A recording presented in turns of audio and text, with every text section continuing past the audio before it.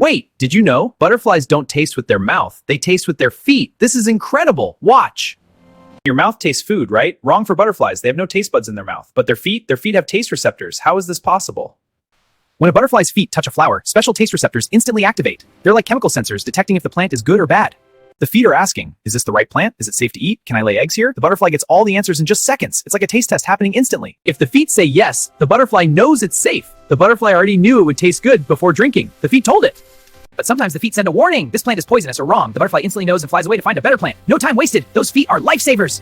Why did butterflies evolve this way? Genius. Feet touch first, so the butterfly tests the plant before eating. If it's wrong, no energy wasted. Here's the amazing part. Different butterflies like different plants. A monarch's feet prefer milkweed. A swallowtail's. Each butterfly's feet are perfect plant. Most important reason? Babies. Mother butterflies use their feet to choose the perfect plant for eggs. Get this. Butterfly feet have thousands of taste receptors. Your whole tongue only has 10,000.